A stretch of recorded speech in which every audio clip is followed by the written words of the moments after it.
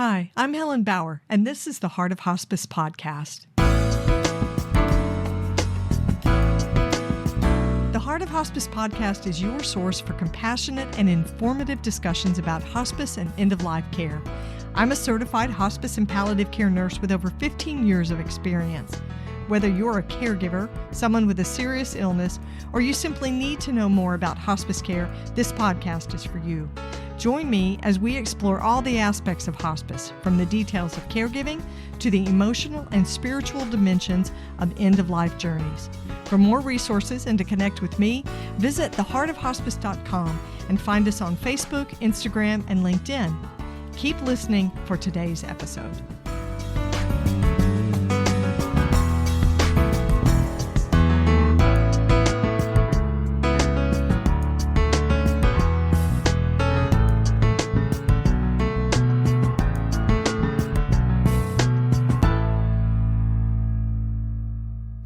This is the Whole Care Network.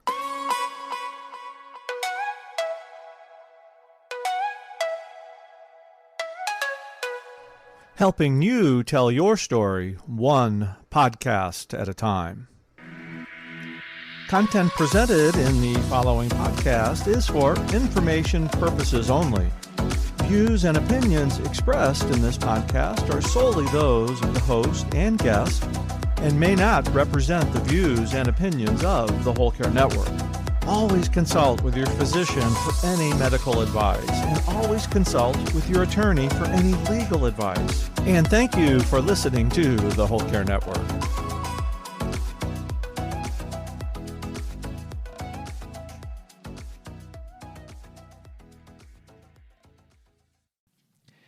This episode of the Heart of Hospice podcast is being sponsored by bkbooks.com. Barbara Carnes and her team at BK Books have created the Approaching Death Support Kit to help educate and support families with clarity and compassion. This new bundle is a practical, ready-to-use resource for the bedside and includes many of Barbara's most trusted booklets. For more information, visit bkbooks.com or see the show notes for the link to bkbooks.com. In today's episode, hospice social worker Lisa Pahl and I are getting back to the basics of hospice, talking about transfers and how they work in hospice care. Lisa Pahl is a certified advanced palliative hospice social worker who's witnessed hundreds of deaths that have taught her about truly appreciating life. Lisa's the co-creator of the Death Deck and the End-of-Life Deck, card games designed to start those discussions about dying and end-of-life wishes. You can find Lisa and both the End-of-Life Deck and the Death Deck at thedeathdeck.com. In our conversation today, Lisa and I are going to be explaining some of the reasons why people might want to ask for a transfer to another hospice agency and who has the authority to request that transfer. We talk about how important continuity of care is when it comes to transferring someone who's seriously ill from one hospice agency to another. We're also talking about the steps that need to be taken to start and to implement a transfer. So get ready for a great conversation. There's a lot to learn.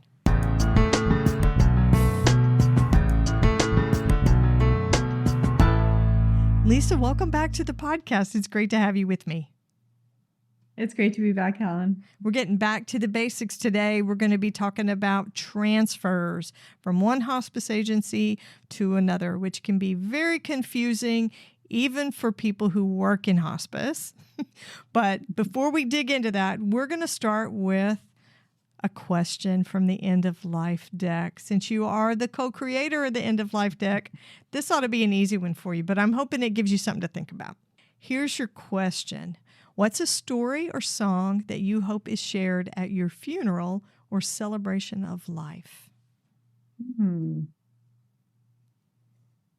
Oh, when I wrote that question, I thought to myself, I have no idea how I would answer that question. Oh, So that funny. does not reflect well on you. Well, it's funny because it takes me down all these different rabbit holes in my brain. So what I will say is that I greatly appreciate a celebration of life or a memorial service that's very personal. I also prefer obituaries. They are very personal with a lot of personality coming through, you know? Um, and so I would want some funny stories shared at my celebration of life. I have I have a story from when I was little that to this day makes me laugh, where my friend had convinced me to carry this pig's tooth that we found. You know, we were farm kids, and we found this pig tooth out in the back, and she Oh, convinced me wow. to walk with a pig's tooth from like basically the woods to the house, and we got into her family's home, and she says, you know, show my mom what you have, Lisa. And I opened my hand and showed this like bloody pig tooth and dried blood, you know, but this pig tooth. And she just said, oh my gosh, Lisa, why would you do that? And my friend and her sister are just laughing at me.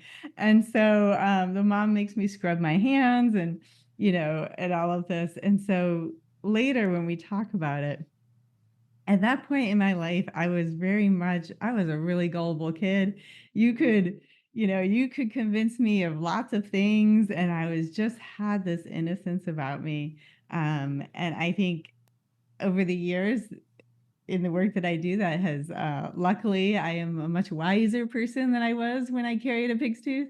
But it always gives me a laugh just thinking about those sweet little moments. So that's when my friend, yeah, we just talk about it all the time about like, is this a pig tooth moment, Lisa? You know. So, in other words, they set you up. Oh, they set me up, and then they giggled with their little Yeah. covering their mouth, giggling like, look at what she did. And they Isn't knew that their mother funny? was going to have a fit over how dirty and gross that was. That's hilarious. Well, I should note that they were pig farmers.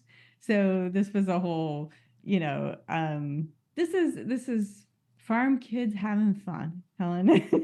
Yeah, I don't think I'm a farm kid because that would have traumatized me. That's pretty bad. But it's really cool to have those little stories. And so I said that it didn't reflect well on you that you hadn't thought about this one particular question. But I say that because my own advanced care planning is very thin. Yes, yes. Yes, Well, I think we all, there's always more work to do when it comes to advanced care planning. that's And, true. you know, when my friend Debbie was sick and we started talking about her celebration of life, she had so many things on the ready. Like she knew what scriptures she wanted, she knew what songs she wanted some dance performances, and she was so clear. And so I wrote it all down, and we were able to execute it. But she didn't include kind of those personal stories. And so that was the one area that we did everything she wanted, which felt amazing. And then we also kind of dug within ourselves to come up with some of those things.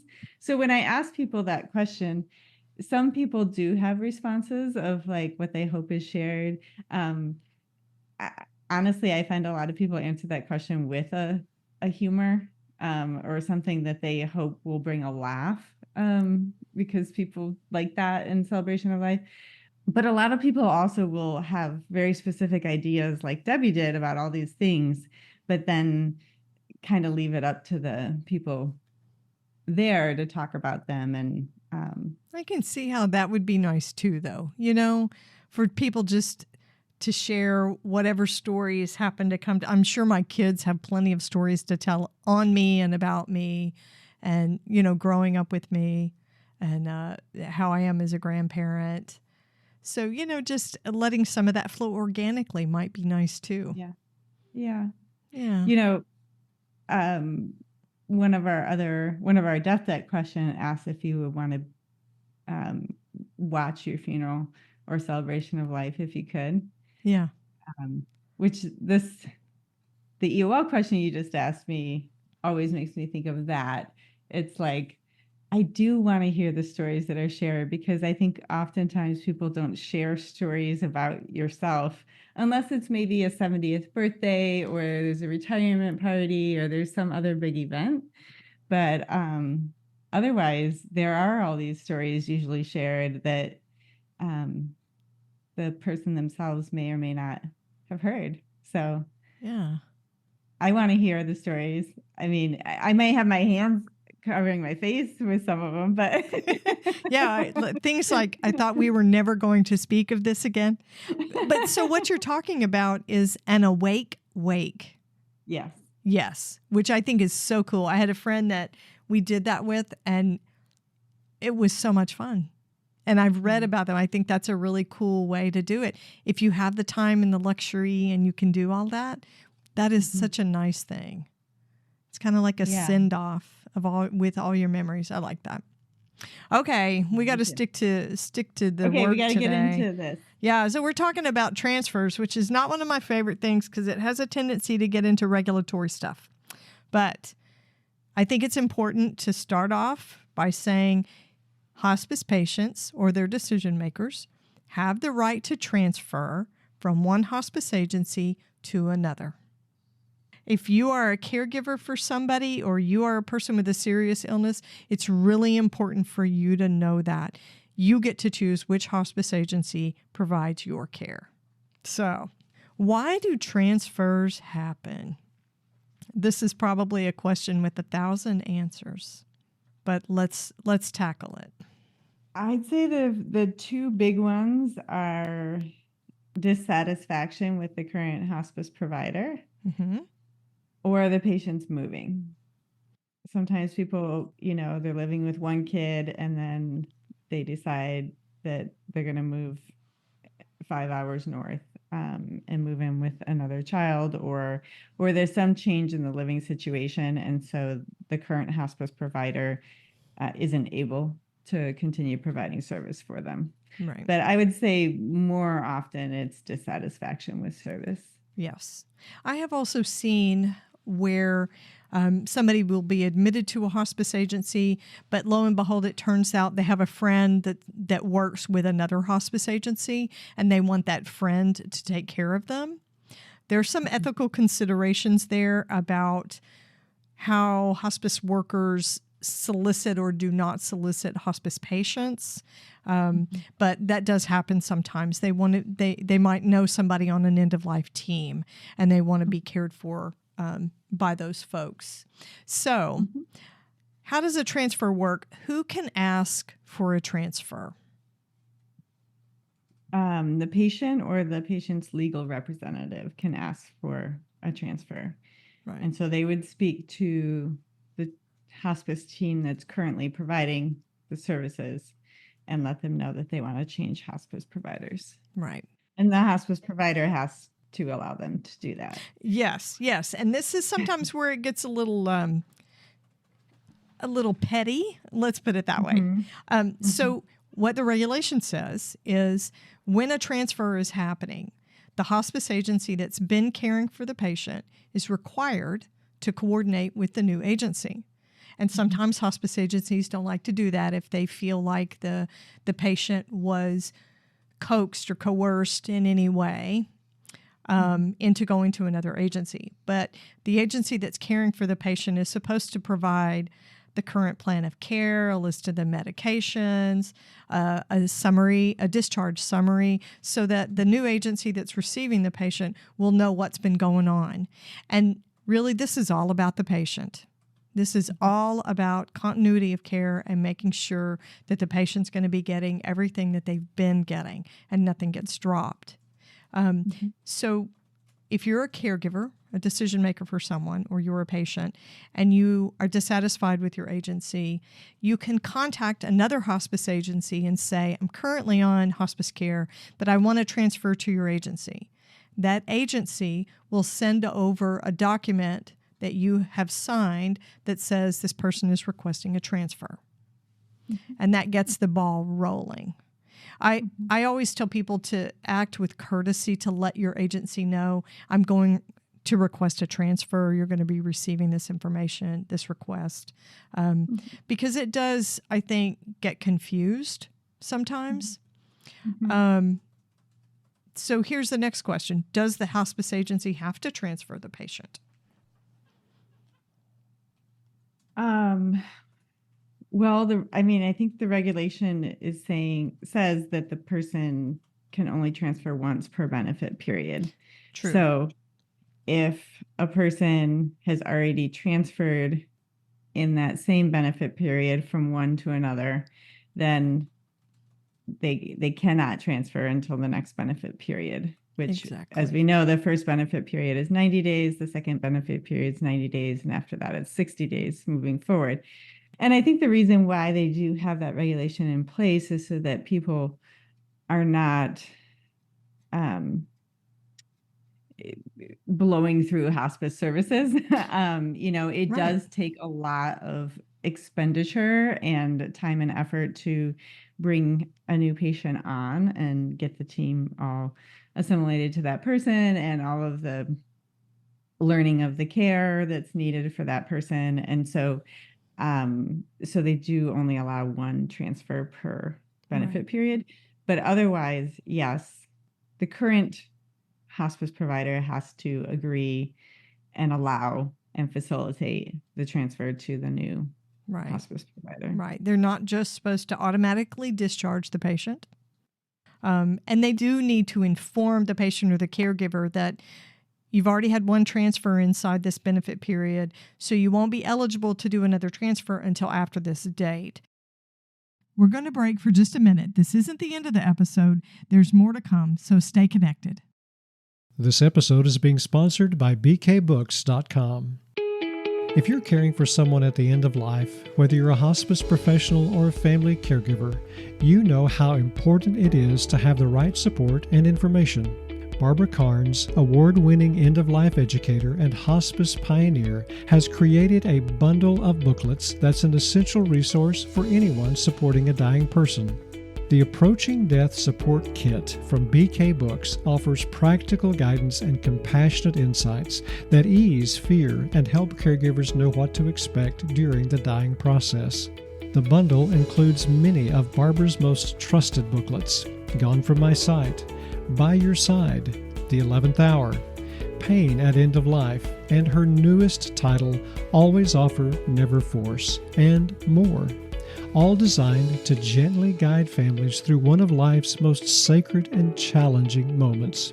Whether you're a nurse, social worker, chaplain, or end-of-life doula, this kit is a powerful tool to support your work. And if you're a family caregiver, this was made for you too. These resources offer compassionate answers when you need them most. BK Books offers quantity discounts for teams, agencies, and families. So visit bkbooks.com to explore the Approaching Death Support Kit. See the show notes for this episode for a link to bkbooks.com. Let's talk about what happens during a transfer. I'm hesitant to tackle this because it gets kind of messy. It's a complicated process sometimes.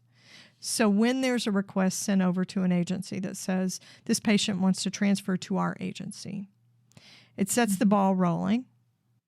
All that documentation is supposed to be sent to the new agency, and there should be communication with the patient or the caregiver about when the transfer is going to happen, because the whole idea is to prevent a break from happening where you're on this hospice service and then you don't have another hospice service for 4 or 5 days, which doesn't sound like much, but when it's a person who has a serious illness, their condition can change quickly.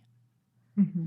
So that new agency, the one that's receiving the patient, is going to be treating that patient's transfer to them as if it's a new admission. Right. So you will have to do admission paperwork again. Yes. Which is not a short process. And so that is something that people should expect when they're transferring to a new hospice, even though it is a transfer and it's not a discharge and readmission, it is paperwork wise in a lot of ways treated like a new admission. And so you'll go through all the paperwork again.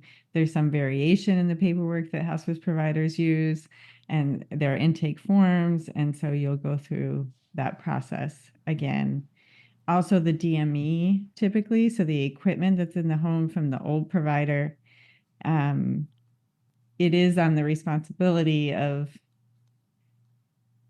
well, really both parties to make sure that the DME, the equipment stays there in the home until the new equipment has been received and is in working order before then the old equipment is picked up. But typically they tend to be different providers. And so you're going to get that extra hospital bed coming in. There's going to be 2 hospital beds for a minute. Yep. And so there is some logistical coordination. I will say that typically the social worker and the RN case manager are facilitating this coordination very closely with the family. And my best suggestion is to just be very clear in your communication, to reach out quickly if you are concerned that the new provider isn't getting the equipment, it hasn't arrived yet. You don't want the old equipment picked up. You just have to be a little bit on alert during that transfer period to make sure that it's smooth, because the family system, the caregiver, are really going to be the ones that know, yeah, we did have that bedside commode and now we don't have a bedside commode and we need to get that. So yeah, there's some logistic things, but it is, in my experience, it is well worth, when we think about the things that are just a pain when you're going through them. But then a couple of weeks later, the pain of that feels like a blip on the radar. That's kind of the transfer process. If you are dissatisfied and you're not getting the care you need, it is well worth the little bit of logistics to be cared for by a hospice team that can provide for all your needs. Yeah, somebody that you have confidence in. You definitely have to be patient with all this switching out of things, because like you're saying, you're switching out to a whole new team who's going to have to get to know you. So all those initial assessments, that first 5 days where you got all the traffic coming through your house, social worker, chaplain, nurse, your aide may get started if you have an aide to help with personal care. That the first 5 days are going to be really busy, action-packed with visits. And then if you have oxygen in your home, your agency shouldn't just yank that oxygen. Well, they're transferring, so we're going to go ahead and pull this off. As long as that patient is in your care, in the care of that hospice agency, that medical equipment needs to stay in place, especially if it's like oxygen or a BiPAP or a CPAP. That kind of thing is really important, or a wound vac, because all of that equipment is handled by the hospice agency. So there should be an exchange out of things that preserves the continuity of the care of the patient. But it does take a lot of coordination between the two agencies. Sometimes that can be a little bit hinky with some hiccups in the middle of it. Definitely. Yeah. But we don't want to discourage patients and caregivers, decision makers, from transferring, because I think if you talk to enough people, you're going to find somebody who was unhappy with an aspect of care from every single hospice agency in the United States. So if you're unhappy with it, you should hopefully have the right to transfer to another agency if there's one available in your area. Yeah, I would also encourage people, if you're unhappy with the care you're receiving, be sure first to speak up. Advocate for the needs of yourself or your patient, your family member, because if we think about your work life, we don't immediately just quit our jobs. We can try to address the reasons behind why we want to quit. And I think that sometimes, especially, I would say your hospice social worker is your advocate. We are the people who hear a lot of the complaints and the concerns about the care being provided. And we have an ability to advocate for you within our team and to our management. I also always encourage people to reach out to the manager as well, and address those concerns directly with them. Now, granted, if it's gross negligence, if there's a situation that you know that talking to anyone isn't going to do anything, or there's a situation that's just not okay, you can certainly transfer at any time. But I would always encourage people to make an attempt to try to see if the hospice can improve for the care, and then you can not deal with all of the logistics and the challenges of the transfer. Yeah, I totally agree. Don't jump to the transfer immediately. If you have a problem with one of the team members, you have a problem with the care that's being provided, the scheduling, try to resolve it first, because you may think, oh, a transfer is something that the hospice agency is responsible for, so all the work is going to be on their part. It won't be a big deal. But that's not really how it ends up being in reality. It adds to the caregiver burden and the strain on the patient as well. Right. All of which affects quality of care for both of those people. Mm-hmm. So transfers shouldn't have to happen very often, I guess, would be a good way to summarize that. It shouldn't have to happen very often. We should be giving the care that people need. It should be the care that they want, and they should know transfer is your safety net if you really can't resolve what's been going on. Yeah. I think you put that well, Helen. Oh, thank you. Transfers are a tricky one. And I'll say this, I know that I've seen a lot of hospice workers use the word transfer when they say a person was transferred to the hospital, when really that's transport. Because transfer is agency to agency when it comes to documentation and paperwork and regulation. But we have a tendency to use the word transport interchangeably with transfer, and I think it's confusing. Transfer is strictly agency to agency. Right. And most often, if a patient is transported to the hospital, most often, not always, they will be then discharged from hospice, or they'll be potentially revoking their hospice benefit, typically. Possibly. Possibly, right. Yeah, that'll be another podcast, because that's a whole nother sticky. One of these days we're going to have to tackle revocation and talk about it. But that's a big one. But people are transported, say, to possibly a wound care appointment, or they're transported to a nursing home for respite care. Right? And so transport versus transfer, I think. I'm a stickler for the verbiage because I think it makes a difference. Yeah.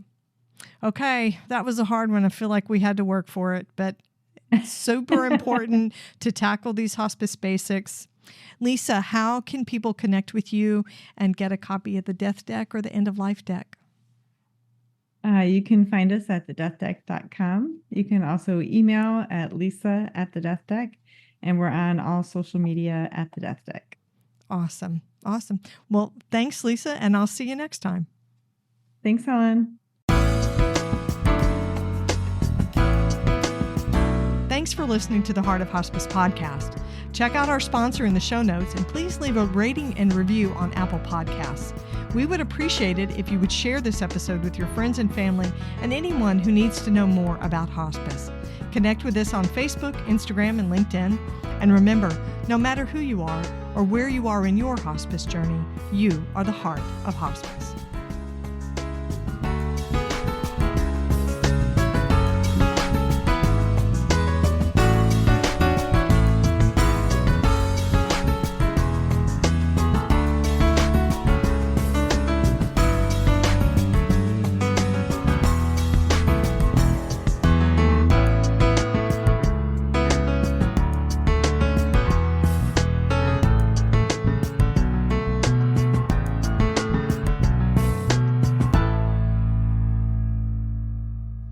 This is the Whole Care Network.